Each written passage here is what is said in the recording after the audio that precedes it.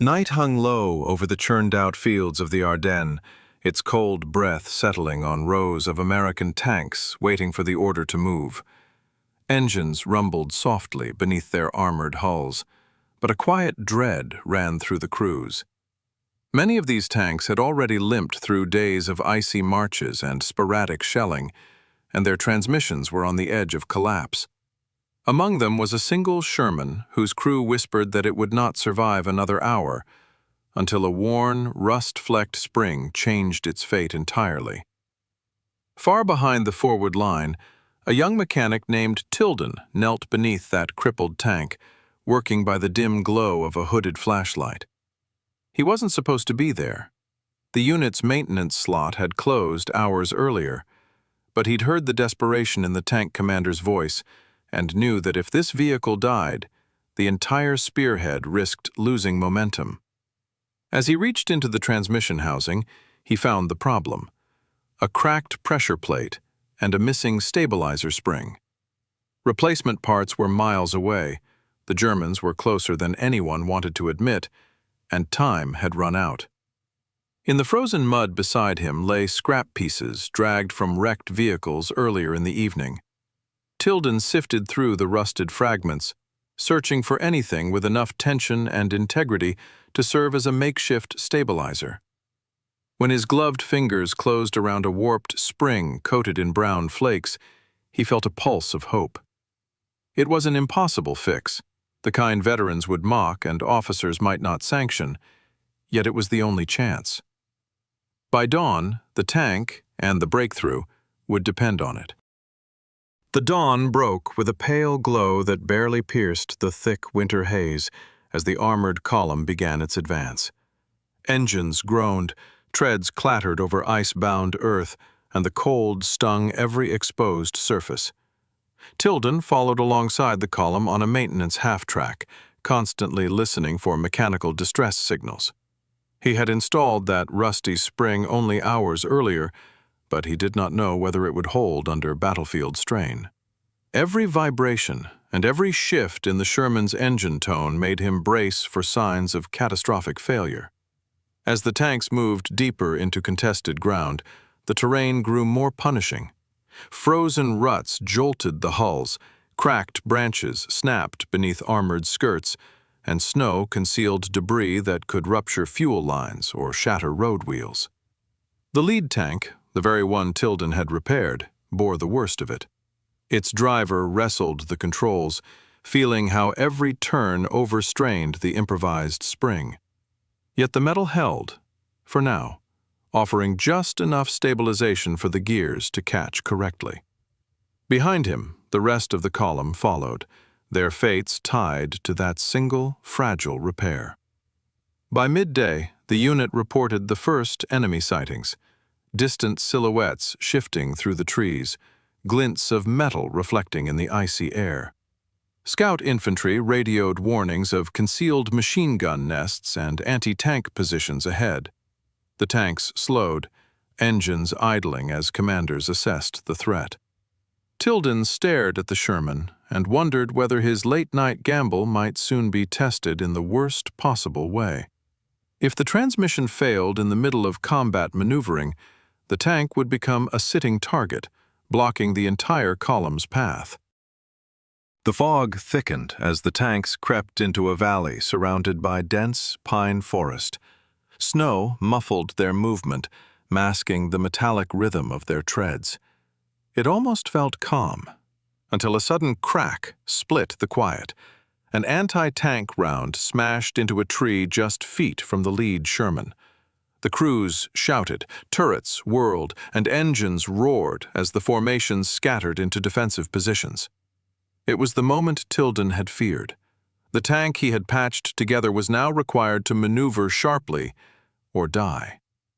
The Sherman lurched into motion, pivoting hard to avoid another shell. Its gears ground like metal teeth against stone. The missing stabilizer spring, now replaced with Tilden's rusty substitute, was all that kept the transmission from tearing itself apart. The tank swung behind a ridge just as a second enemy shot tore through the air, exploding in a shower of ice. Inside, the crew felt the chassis tremble, but the transmission responded, holding power long enough to reposition for a counterstrike. The improvised repair had survived its first real trial by fire. Tilden watched from the trees, heart pounding as he tracked the tank's movements. He knew the spring could snap without warning, and if it did, 20 tons of steel would stall dead in the line of fire. But as the clash intensified, the Sherman kept fighting, its turret firing into the enemy's concealed gun line while infantry advanced under its protection. The mechanic realized that his midnight decision had bought the column precious minutes of survival, minutes that could alter the entire operation. As the battle widened, the forest echoed with explosions and ricochets. Snow erupted in white plumes, mingling with smoke drifting from burning vehicles deeper in the valley. Enemy infantry attempted to flank the American tanks, weaving between trees with rifles and bundled explosives. The crews inside the Shermans coordinated fire, calling out positions and adjusting angles with icy precision. The patched tank continued maneuvering, each turn testing the integrity of that rusted spring binding the transmission together. A sudden shift in enemy strategy forced the column to reposition. German infantry surged from a concealed trench line, attempting to intercept the tanks before they could regroup. Commanders ordered an immediate withdrawal toward higher ground, but the terrain was steep and littered with frozen debris. The lead tank would need to climb first, setting the angle for the rest. If its transmission seized on that incline, the entire formation would be trapped in the kill zone. Tilden felt the weight of that risk as he jogged behind, listening to every groan of the engine. The Sherman inched up the slope, treads clawing into ice as the hull strained forward. The transmission whined under pressure, threatening to give way at any moment. Yet the spring held again, absorbing the vibration just enough to keep the gears aligned. When the tank crested the ridge and signaled the rest to follow, the crews exhaled collectively.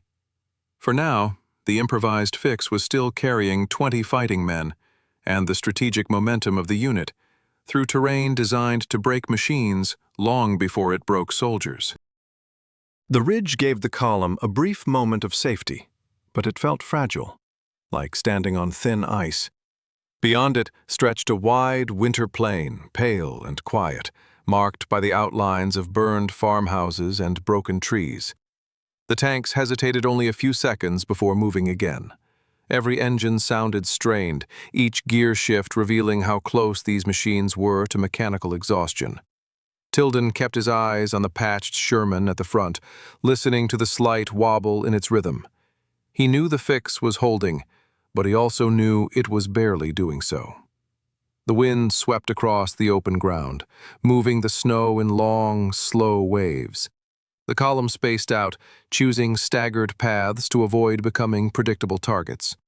The lead Sherman eased forward, careful, deliberate, almost cautious with every change in direction.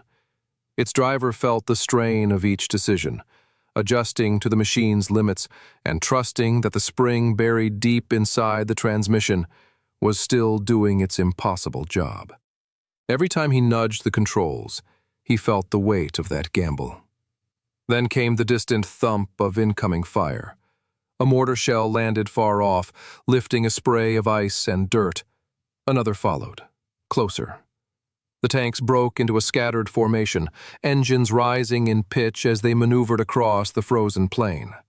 A third shell landed directly beside the lead Sherman, rocking it sideways. For a moment, everyone expected to see smoke billowing from a dead engine or a transmission torn apart. But the tank steadied itself, shuddering once, then pulling forward as if defying the fate that should have claimed it. The mortar fire faded, leaving the land eerily quiet again. Snow drifted down slowly, carried by the wind in soft spirals. The column resumed its crawl across the plain, moving between patches of ruined farmland where broken fences stuck out of the snow like ribs. Tilden jogged alongside the Sherman when he could, slowing only when the tank surged ahead. He watched its hull tremble on every bump, waiting for any sign that the repair had finally given out. After nearly an hour, The tanks halted near a cluster of abandoned sheds. No enemy fire, no movement, just wind slipping through shattered planks. Crews opened hatches to let the cold air in, their breath rising in pale clouds. Tilden approached the patched Sherman and rested his gloved hand against the transmission housing. It radiated heat like a furnace, too hot for comfort, yet still functioning. He listened closely, letting the rhythm of the gears settle into his ears until he could recognize the same strained but steady pattern. The brief pause lasted only minutes. Orders came down the line. Continue forward, regroup in the forest ahead, and prepare for heavier resistance. The tank crews closed their hatches again, engines grumbling back to life. Tilden stepped away from the Sherman and watched it roll forward, its silhouette cutting through the drifting snow. It was still alive, still pushing, still carrying 20 tons of steel and a crew who had begun to believe the impossible fix might hold long enough to matter. The forest ahead appeared like a wall of dark timber, its shadows stretching onto the snow-covered ground. As the tanks entered the tree line, the world seemed to tighten around them. Branches scraped against their hulls, and the canopy dimmed the already weak daylight. The change in terrain forced the drivers to move slowly, relying on steady pressure and delicate steering, conditions that put enormous stress on transmissions already near their limits. Tilden felt his chest tighten with every slow, grinding turn. Inside the forest, sound behaved differently. The rumble of engines echoed between the trunks, bouncing strangely through the cold air. Every few minutes, the lead Sherman had to pivot slightly to avoid thick underbrush or fallen timber. Each pivot tested the improvisation hidden beneath its armor. The crew inside felt the machine tense under them, unsure whether to trust the fragile rhythm or brace for sudden failure. Still, the tank moved on, threading its way deeper into the dark. The column eventually reached a clearing where old trenches zigzagged beneath the snow, leftovers from battles earlier in the winter. Here they paused again, scanning the tree line for movement. Nothing. Only silence and drifting frost. The tanks formed a loose circle, engines quieting to a low idle. Tilden approached the patched Sherman once more, listening for any change in its heartbeat. It still held, thin and wavering, but holding. The crew inside seemed to sense this too. For the first time that day, relief touched their voices. A distant crack of gunfire shattered the moment. The sound was faint, but close enough to ripple through the clearing and tighten every muscle in the column. Tank commanders dropped back inside their vehicles, hatches clanging closed. Engines surged back to life, filling the forest with a rising mechanical growl. Scouts signaled movement on the eastern flank, enemy infantry shifting between trees, preparing to engage. The tanks maneuvered into defensive lines, their turrets turning slowly as they searched the dark gaps between trees. Snow fell harder now, obscuring shapes and dimming sight lines. Visibility shrank to a few dozen yards. The patched Sherman took position on the forward edge, its engine humming unevenly, its hull trembling with restrained tension. The crew adjusted their gear settings with meticulous care, avoiding sudden motions that could overload the fragile spring. Enemy rifles opened up from the tree line, their flashes brief but sharp. The tanks returned fire, thunder echoing through the forest as shells tore into the trees. Splintered wood and snow burst into the air. The enemy began to pull back, using the forest's shadows for cover. But for a moment, just a moment, the patched Sherman held the line alone, firing steadily, refusing to falter even as every movement sent vibrations through its already strained transmission. Night settled over the forest like a heavy curtain. The fighting tapered off, but tension remained thick in the frozen air. The tanks formed a defensive perimeter and reduced their engines to low idle. Their hulls steamed faintly where melting snow met hot armor. Tilden moved between vehicles with his kit, checking for leaks, listening for misfires, touching cold steel to sense hidden fractures. He saved the patched Sherman for last, lingering beside it with quiet concern. The crew opened their hatch just long enough to pass down the latest update. Tomorrow, they would attempt the final breakthrough toward the river. The route ahead was uncertain, likely mined, and almost certainly defended. The Sherman needed to survive one more day. Tilden crouched beside the transmission housing and listened once again. The rhythm was uneven now, softer, but still intact. For all its rust and age, that spring was refusing to quit. Snow fell through the night, coating the tanks in a thin layer of white. The forest was silent, except for distant artillery rumbling somewhere beyond the hills. Crews slept in rotations, wrapped in blankets, boots still laced. Tilden stayed awake longer than the rest, staring at the patched Sherman and replaying every step of the repair in his mind. He wondered how something so fragile had endured so much, and he wondered if morning would be the moment it finally gave out. Morning arrived quietly, with a cold gray light filtering through the branches. The tanks shook off their blankets of snow as engines sputtered awake. The column prepared to move toward the river crossing, an area the enemy had fortified heavily during the night. The air smelled of frost and distant smoke. Tilden climbed onto the back of the patched Sherman, checking fluid levels and tapping the hull lightly, as if speaking to the machine through touch alone. The advance into the river valley was slow and cautious. The ground sloped downward, slick with ice. The drivers navigated carefully, steering around collapsed trees and frozen ruts. Every downward push placed immense strain on transmissions, and Tilden could hear the patched Sherman's gears complaining with every foot of descent. Yet it continued to respond, finding enough strength in the improvised spring to maintain control. When the tanks reached the valley floor, scouting units signaled enemy positions near the far bank. The crossing was narrow, flanked by steep embankments. The first tank to move would draw immediate fire. The patched Sherman rolled forward without hesitation. Its tracks crunched over the frozen mud, turret angled toward the opposite ridge. The crew braced for the inevitable clash, trusting the machine to carry them one more time across ground where hesitation meant death.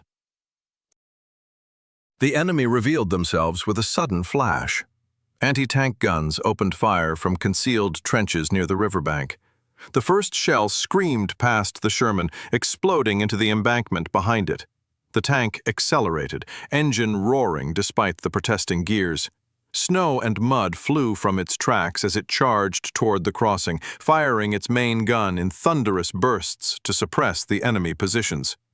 The tank reached the water's edge, icy spray hitting its hull as it pushed forward.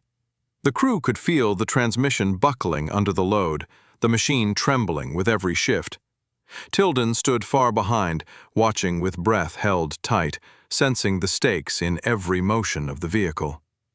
The river was shallow, but treacherous, its surface rippling with freezing currents.